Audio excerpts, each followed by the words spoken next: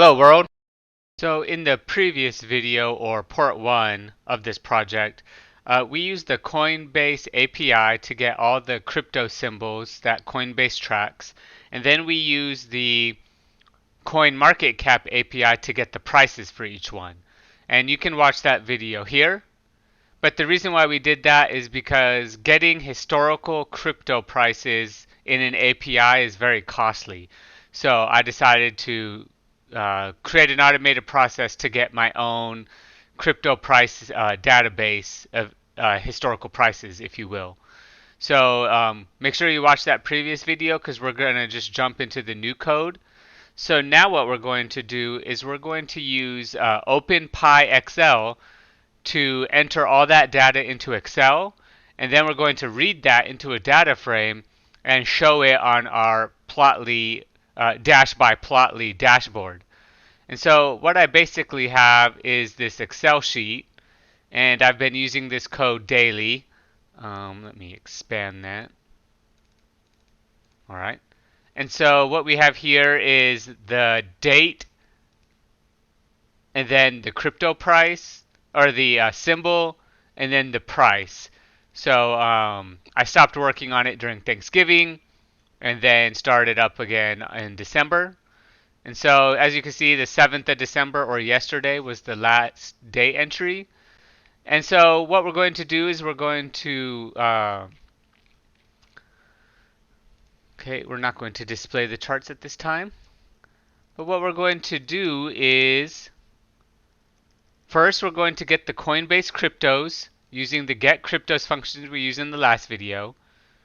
Then we're going to get all the crypto, we're going to make this into a dictionary that has the symbol and the price, right? And then we're going to update Excel. And then finally, when we're done, I'll show you what the charts look like. But before we do that, welcome to the 160-second video on my channel where I'm building my own digital assistant named Shane, like Jarvis from the Iron Man movies and comics. Please consider subscribing to my channel if you're interested in Python programming, AI, cryptocurrencies, finance, etc. So I appreciate your support, and we're getting really close to 5,000 subscribers. Once we hit that, I'll open a Patreon, and people can access me or my codes anytime they want through Patreon. So help me get to 5,000 subscribers. Depending on when you're watching this, I'm not there yet. And so now what we're going to do is run this code, and in the console you'll see it running. But I just do that so I can keep track of its progress. So this does take a while because I have a sleep in there, some time sleep, and that's so I don't trip the free CoinMarket API. And I explain all that in the previous video. So let's give this a run and watch how it starts. So it's going through each of the symbols that's on our Coinbase API, and then it's using the CoinMarketCap API to get the price. Now this semicolon and all that, that's just for me to watch the progress. So I'm going to stop here and come back when this has finished. Okay, so the program's finished running. Just full disclosure, I walked away from my computer and did some other things, so that's why if you're looking at the time delta, it didn't really take that long. It's just 6 seconds in between each one of these. So I put a little print statement that says Excel has been saved, so let's check that out. And there we go. We have this new 8 December on there. Now what I didn't do was I haven't formatted this as dates yet. So what I'm getting is this weird error that says it's a text date with 2-digit year. And it's asking me, do I mean to be 1921 or 2021, right? And so Excel has been around that long where it needs to know that. So I'm going to convert it to 2021. Now I can easily do that by changing the string format time, and I'll show you what I mean by that in a second. So let's close this, and now let's comment this all out. And now let's just do the dash by Plotly charts to see what it looks like. So let's run this again.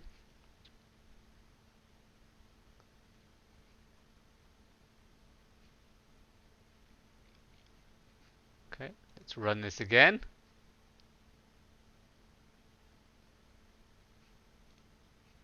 All right, and let's click on here.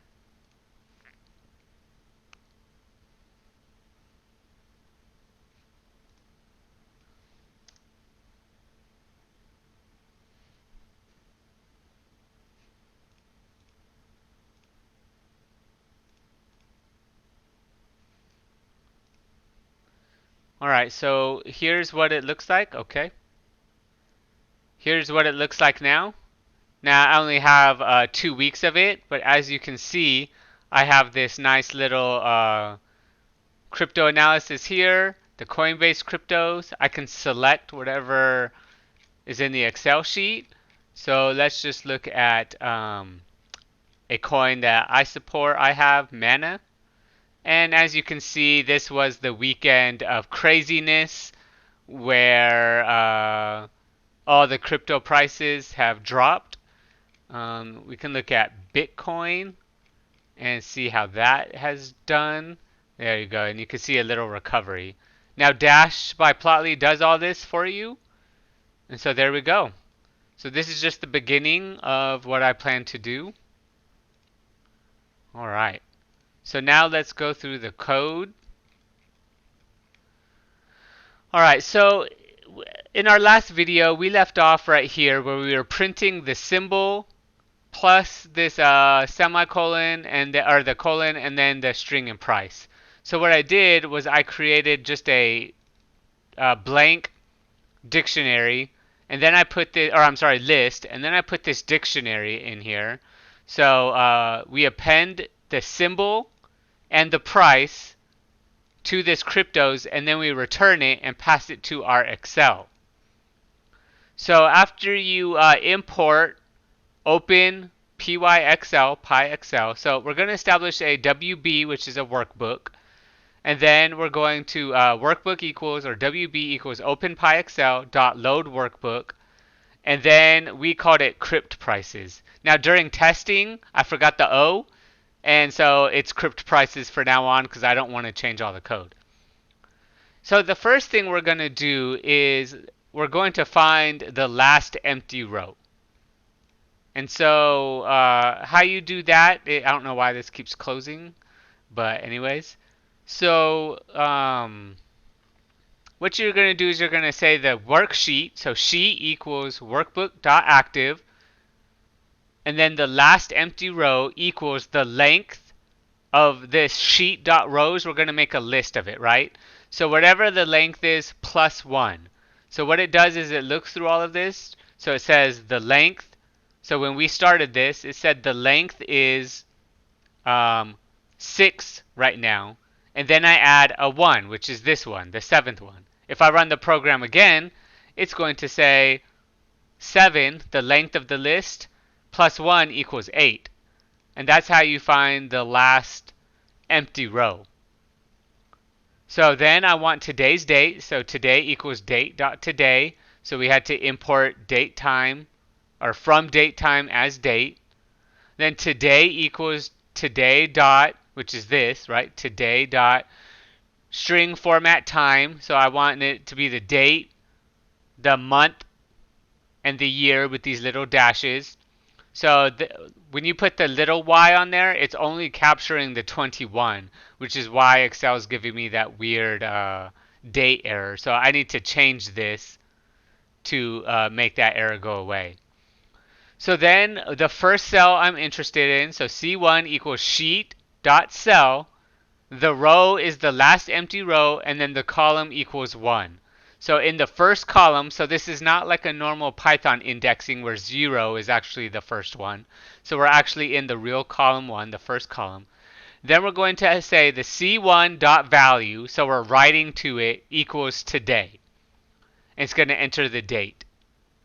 Then I'm going to establish a variable called column count equals 2 so we can iterate through this. Now open pyxl has the iterate through rows and iterate through columns functions, but I can just do this count and do the same thing. So for each item in cryptos, so remember we're back up here right? That's what this is, this dictionary, or this list that has this dictionary of symbol equals symbol, price equals price.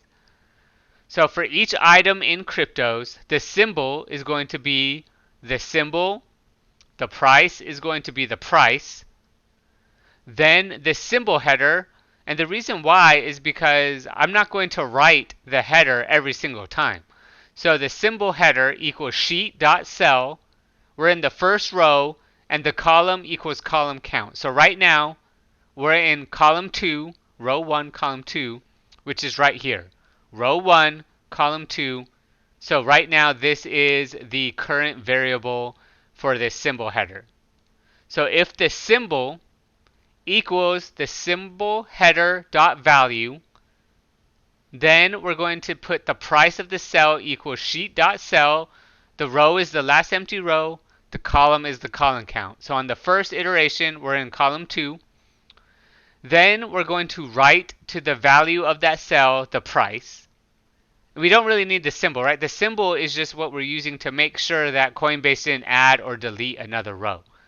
So if 1-inch symbol in the dictionary or in the list matches this, then we're going to write the price. And then what we're going to do is increment the column, so +1. So now, when we iterate through this, the column count is 3. So for each item, the row is going to be the first row still, because we're looking at the symbol headers. The column count is now 3. So if the third column, or if the symbol in the list equals the third column, first row, we're going to keep doing it. Then we're going to save it. Now, if this is your first time running it and you don't have an Excel called Crypt Prices, it will save it for you. And then we printed Excel has been saved. And that is how you write to an Excel. All right, so now we get into the dash part. So we're in this function called display charts. We don't pass anything because we're just going to read directly from the dictionary or from the Excel sheet. So we're going to do app equals dash dot dash, and we're going to need to import a bunch of libraries. So first we're going to do the import pandas as PD, import dash HTML components as HTML, dash core components as DCC. We need some dependencies, so we're going to import input and output, and then we're going to import plotly.express as px. So the first thing we're going to do is app equals dash dot capital dash. Then we're going to create a data frame, so pandas, so pd.readExcel, and we're going to read this Excel here, so it's going to create a data frame. Then we're going to delete this. I don't need all that. That's testing. Ignore all that. Then we're going to do app.layout equals html.div. Then we're going to do an open parentheses and an open bracket. Then we're going to do html.h1, capital H, crypto analysis. Then we're going to do a DCC, the dash core components markdown. And we're going to do this. So this creates a large single line, and I'll show you again in a second. Then H3, right, this is HTML. So this Coinbase cryptos is going to be smaller than this. Then we're going to have a drop-down list. Well, actually, let's run it so we can talk about it at the same time. So we're going to name it ticker, and you'll see why in a second.